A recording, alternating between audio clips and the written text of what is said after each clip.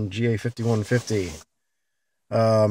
After you've let it sit for a while, you actually get a BMW splash screen when you start it up. Since I just turned the car off, I don't get that. I get no radio reception.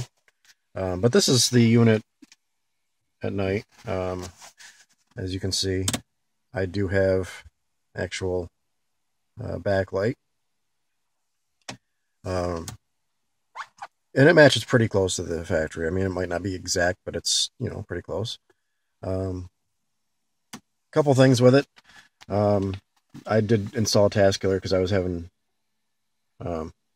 Pandora issues. Turns out it's Pandora having issues, not just me. I did move a couple buttons around. You can see these obviously aren't exactly what came with the unit on day one.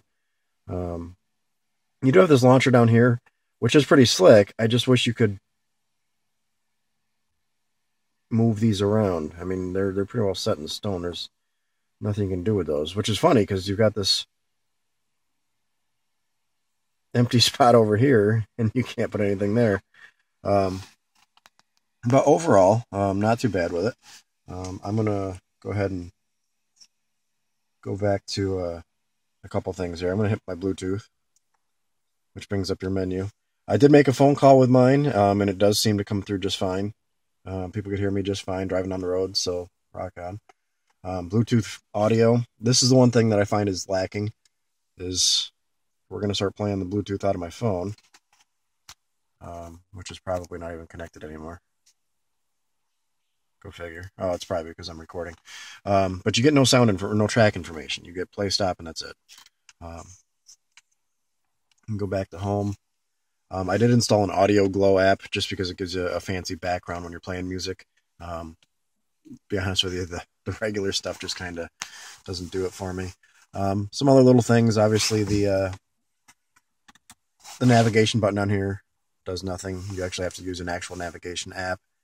Likewise with the button, the NAVI button doesn't do anything. I wish there was a way to remap those buttons. That's one thing I do wish. As well as the backlight. This is as dim as it gets, and it's pretty bright in the car. But you know, some people don't like that. Some people do. I really don't mind it either way. I meant to play with another launcher. I didn't get very far with that. Some of the funny parts of this thing, for example, if you hit the regular apps button, control settings. This thing is pretty slick, except you can't do anything with it. Automatic airflow, air quality, window defogging. That's why I said it. All this fun stuff that, you know, most of this stuff is stuff that you would have to do with, you know, PA Soft or whatever. They don't do anything. You can't do anything with them. Nothing changes. Doesn't matter what you do. But it's kind of funny to look at. Let's go back. Pardon my cold once again. Car record. Haven't figured out what this does yet. It does. Oops. It does give me this and these little options down here. That looks like a camera. I'm not sure what that little button here does. I mean, it gives me all this fun stuff. I can only assume maybe like a dash cam. I don't know. I haven't figured that out. Obviously, you've got a regular clock you can use, standard Android clock. AVN, I'm assuming that would be if I had AVN, you know, game system, whatever hooked up. Otherwise, it's pretty standard Android stuff.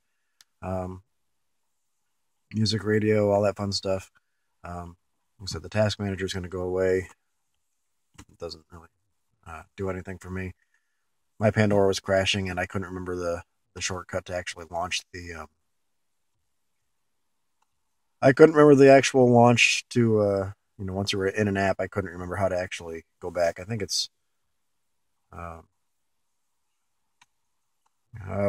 was trying to do that, and that didn't work either. I could have swore there was a button. If you hold the home button, there it is. If you have an app that you have a home button, you hold that home button down, and then you can swipe away whatever you want. I didn't have much open or anything. And now you can see the other advantage of having a task manager, that you can just kill that stuff. A couple other things real quick.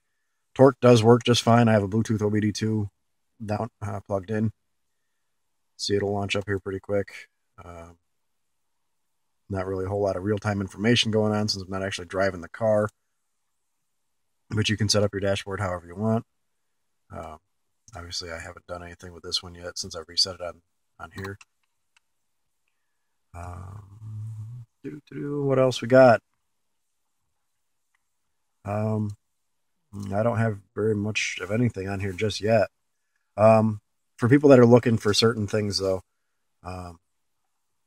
like for example, screen sharing, you have to go onto your phone and enable it there. And then it's down here under display, under wireless display, and it'll show your different displays. Now mine's not turned on, and I'm using my phone to record, so that's why I can't see anything. But if it's on here, I could click on my phone, and then it actually does work. On mine, I've got an LG G2, and it's under settings, and then it's under share and connect, which is up in the top by your Wi-Fi and GPS and all that fun stuff. So that's where you would find that. Brightness, again, I've got this sucker all the way down. It does get quite bright in the daytime. I've had no problems viewing that during the day. I don't have any washout, but I haven't had any, it's not 90 degrees and sunny and the sunroof open. So overall, just parting thoughts, because I'm not sure where I left off. A couple other things on here. You do have an information or an instruction guide in here. That basically gives you a PDF form, owner's manual out of this deal. It's, obviously from overseas, so the English isn't perfect, but it's usable. A couple other things real quick. Settings, more settings, since I think my other video got cut off on it. Heck, I'm lost. Settings. Down here, you do have GPS that you can play with. Your GPS monitor shows you where your signal is. You've also got driving safety. If I didn't show this before, that's where your video is turned on and off for while you're driving. And last, I think down in settings, you have an amplifier for playing with this. You can touch and drag your soundstage anywhere you want. You've got some custom whatevers and so forth. Overall, though, pretty happy with it. A couple little things here and there, but I've got to put some spacers in down here to flush this back out and things like that. But right now it's minus 15 degrees in here, and so we're gonna not worry about that just yet. But again, overall, I'm very pleased with it. A couple little things, minor gripes, but for the price point, it's really hard to complain about it. Bluetooth, the Bluetooth not showing the your track information, and that may be something that a different app would show better. Who knows? I'm still playing around with that. Just little things. The brightness, again, if there was an auto brightness setting somewhere, that'd be great if there was a sensor built in for that. But, so far, I'm going to play with some other launchers. I like the look of this one, don't get me wrong, but I wish you could actually change, what you're doing. There's nothing you can do with this thing. I like it. I just can't change it. That bugs me. But, that aside, it's a little late in the morning, and I'm sick of fighting this cold. So, again, Eonon, I think it's how you pronounce it. I hope that's how you pronounce it. If not, I'm butchering it, but whatever. Eonon GA5150 for the E46 BMW. Went in and I could have had it in 15 minutes if I wasn't trying to take a video while doing it. And yeah, I can't complain. It's been pretty good for me so far for the price point.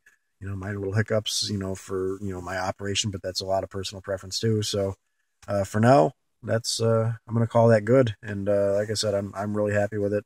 It might not compete with every single feature that some of the higher end ones have, but for the price point, I can't find anything I can't complain. I can't say it's hard to beat. Again, I have a non-navigation car, so I didn't come with factory nav. So I know there are people that have had a few different issues like the backlighting and things like that for the people that have had the nav cars. That they're trying to work through that. But me coming with a non-navigation car, I'm pretty pleased. And the shipping, by the way, was ridiculously fast. I had a hiccup with my PayPal. It was actually here before my PayPal was even resolved. So props to that. So that said, that's it for now. And I'm gonna go put these together and see if I can get these online for for anyone to take a look at. So anyway, if you need me, I'm on E46 Fanatics, Charles O, CHARLZO, and you'll see this on YouTube anyway. Enjoy.